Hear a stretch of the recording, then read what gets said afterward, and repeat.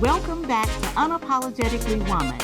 This year we're celebrating phenomenal women all across Kentucky who make no apologies for their perspectives or the impacts that they're making in the community. Today we're celebrating Dr. Donna Kwon, who is an associate professor of ethnomusicology at the University of Kentucky. Donna is a mom, an activist, a community organizer, a musician, and an author.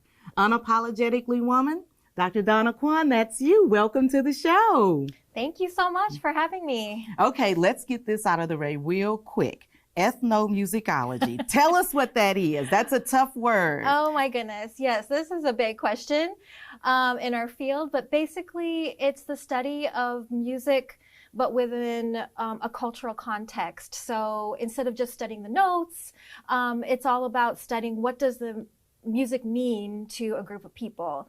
And so another way of thinking about it, it's sort of like the anthropology of music, something like that. Okay, so I love music.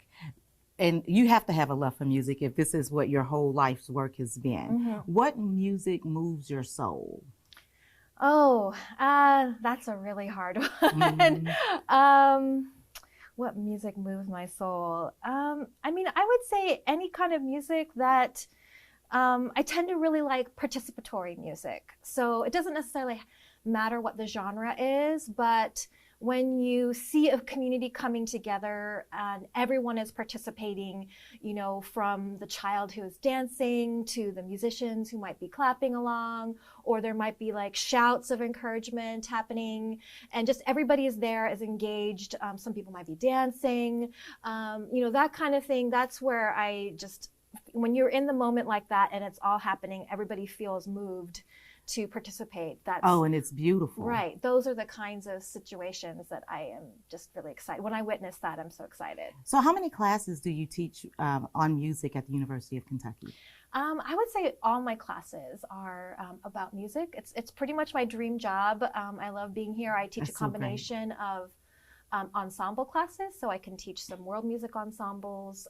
Lately I've done gamelan, Balinese gamelan. I've been doing Korean percussion for many years, and I actually have learned also some Zimbabwean mbira, and I did teach that a couple times. It's not my area of focus at all, but it sounds difficult. But I really love it. It's wonderful. It's a beautiful tradition, and so yeah, those are the couple of things that I do. But I also teach ethnomusicology for graduate students, as well as other types of world music classes for undergraduates. Wow, that does sound like a dream job. And so not only do you teach it, but you're also an author. Music in Korea is one. Talk to us a little bit about that.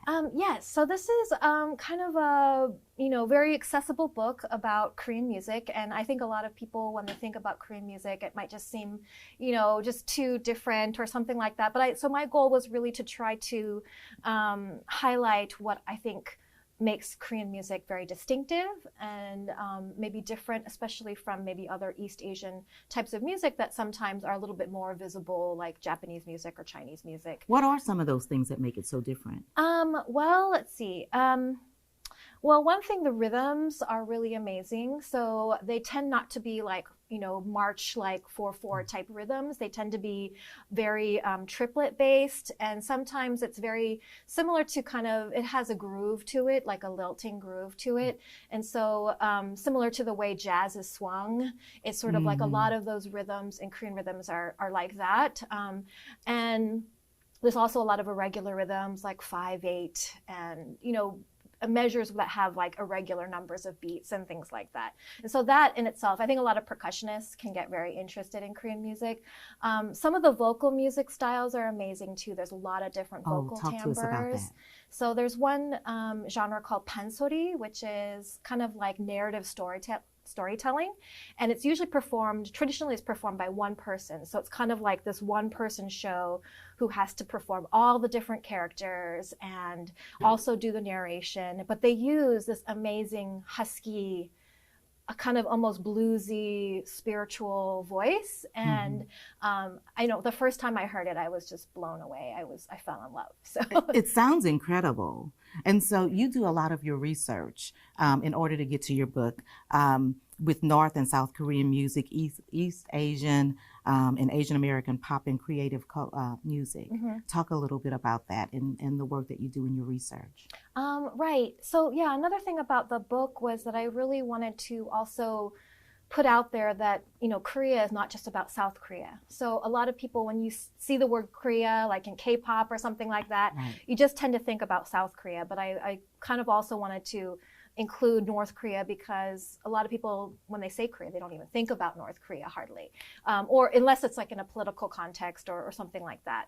And so I wanted to kind of humanize North Koreans, and you know, they have their own music and traditions and things like that. So I wanted to kind of talk about North Korean and South Korean music kind of in conversation, in comparison with each other, and that kind of thing. So it's a really interesting case study of people who, you know, it's the last divided country from, you know, the World War II, Cold War. You know, it's, you know, the wall fell, but North Korea, South Korea, they're still divided. So it's just a really interesting study of how you have the same people, same culture, but because of politics, you know, they went their separate ways. And so that in itself I find to be really fascinating. And so how do you intertwine gender and body space in your work? Oh gosh, okay, that's an interesting question. Well, I'm really interested in space and place. I'm very, I think from when I was a younger child, or from when I was a young child, I was always very aware of my place in the world, and very aware. I grew up in the United States. As a second generation Korean American, I think I was always aware of being a little different, and always being aware too that, you know, my parents have this homeland that they still have ties to, and, you know, where is my place in the world, and, you know, that kind of thing. I kind of had those questions a lot. And so that's just something I think I go around as I inhabit the world. I'm always aware of like what's around me, what people are in this room, you know, et cetera. And I think, you know, like I was also talking to you before about this participatory nature of music. I think it's really wonderful when you perform and you're in a place, you can bring all those people together in that place or that particular space. And those kinds of dynamics, like whether it's a cafe or whether it's a really formal concert hall or whether it's a village, you know, just how do those different places impact, you know, the kind of atmosphere? And one of those places could be the Women's March. Right. I saw you out there with another group of women, and you guys were drumming. Talk a little bit about that. Yeah, so this was at the Women's March. I believe it was 2017 in January, and you know, I was doing some drumming with some students, but I've been also drumming with community members in the area, and you know, we just sort of tossed around this idea, maybe we should go and play.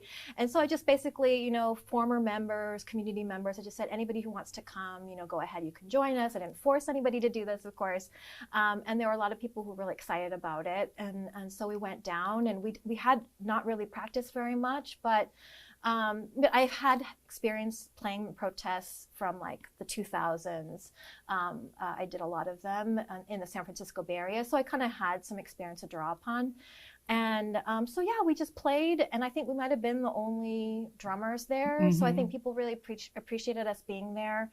And you know, instead of just like doing our thing and playing our Korean rhythms, which we did a little bit of, I was trying to kind of support the overall march atmosphere as much as I could. So just like supporting whatever chants are going on and doing call and response, and like more seeing ourselves not as like the show or anything like that, but really as accompanists to the other things that were going on. The larger thing that was happening.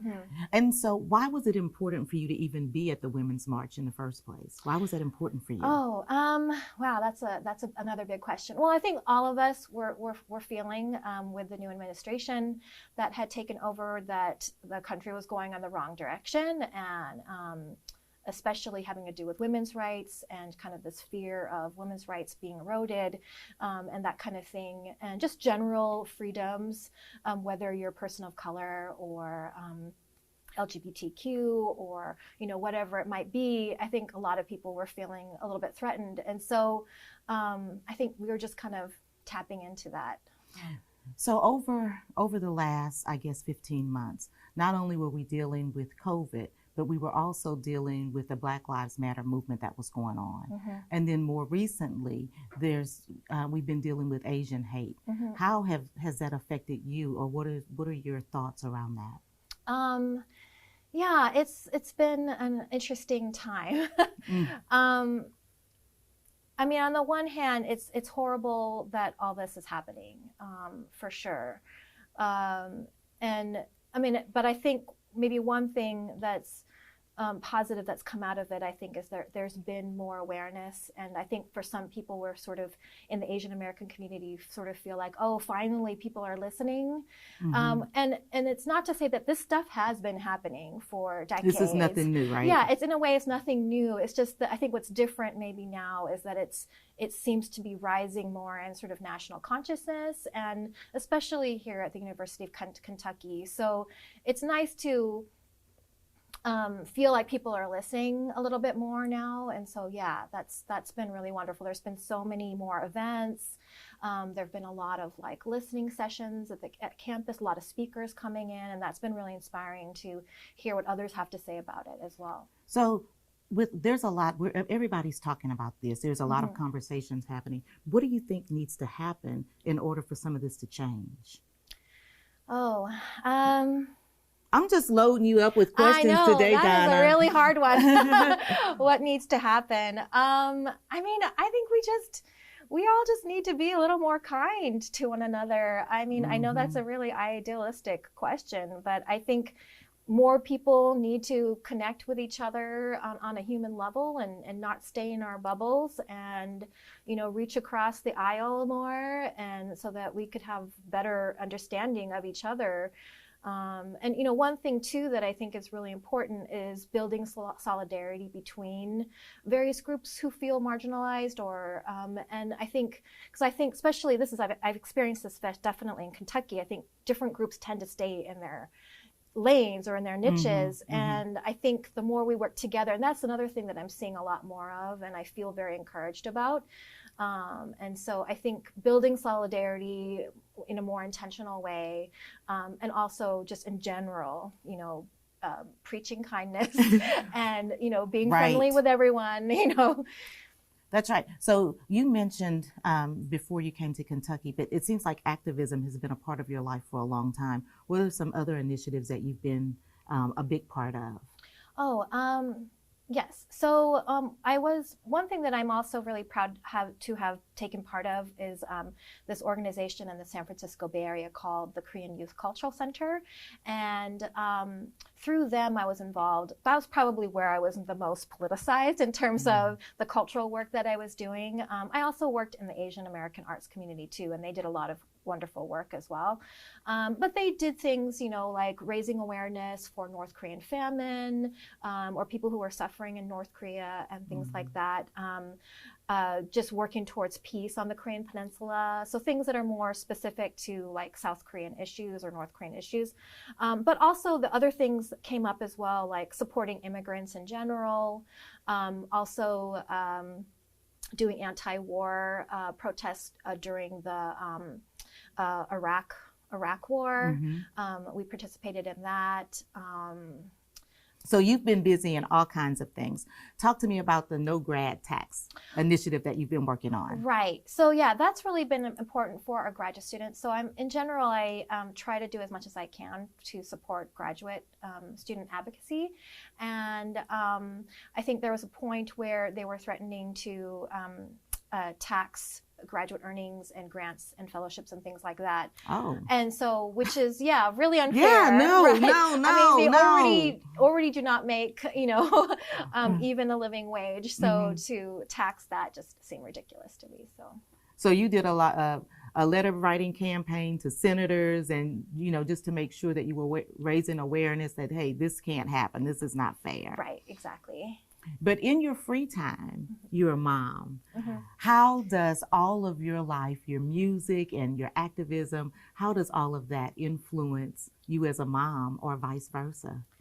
I mean, I try to set a good role model as much as I can. I mean, at the same time, you know, my daughter, she's going to grow up and be her own person. So I encourage her to think think through issues on her own, and as long as she's aware of things, I try to have discussions with her about various issues. So we have talked about, like, for example, the Asian hate that's been happening, and try to help her kind of know how to react if something happens like that. How to old her. is she? How old is your She's daughter? 10 years old. She's now. 10. Does she have an understanding when you guys have these conversations about what is really going on here? Yeah, I think so. She's pretty, I think she's pretty aware of what's happening as well. We don't talk about it a lot, but yeah, I think she definitely has a sense. But you've had that conversation with her. Okay, so you've just recently been awarded a great fellowship. Tell me about that. Oh, right. This was a while ago, but it's the American Council of Learned Societies grant. It's, very prestigious. I feel so fortunate to have received it. But basically, it's an award to, sort of elongate your sabbatical and work on, a book and or whatever research you may be working on. And so because of that, I was able to travel to Korea, spend more time with my family, and just, have that time, relaxed time to write and do your research and all of that. So yeah, and I am coming to the end. It's probably took a little longer than it should have, but I am finishing the book that I did receive that grant for. So I wrote the last chapter and I'm in my revision stages. So okay, because I was going to ask you, that. It's in progress. What's Yes. the title of that book? How can we find it? Oh, there isn't really a title yet. It hasn't been decided, but it's basically about Korean drumming and also sort of basically a lot of these issues I was talking about, which is sort of site-specific performance, especially drumming, but not in Korea, but also extending into the Korean diaspora in the U.S. Donna, I have so enjoyed learning about you today and being able to celebrate you. Thank you so much. But I'm going to leave you with the last word for young girls and women that might be watching today. Any way you want to take it. Oh, okay. Wow, it's hard to say something and not be cliche about it. But any advice that you'd want to give them about perseverance and not giving up? Yeah, I would just say, don't be afraid to be yourself, and never let anybody make you feel ashamed of yourself. And also, if you're having a problem, don't be afraid to talk to your mom or to talk to your dad. Don't bottle it in and, express yourself. Thank you so much. You heard it from Dr. Donna Kwon. Don't be afraid to be yourself and don't keep it bottled up. Continue to join us on Unapologetically Woman as we continue to celebrate other women just like Dr. Donna Kwon on future episodes of Unapologetically Woman. I'll see you soon.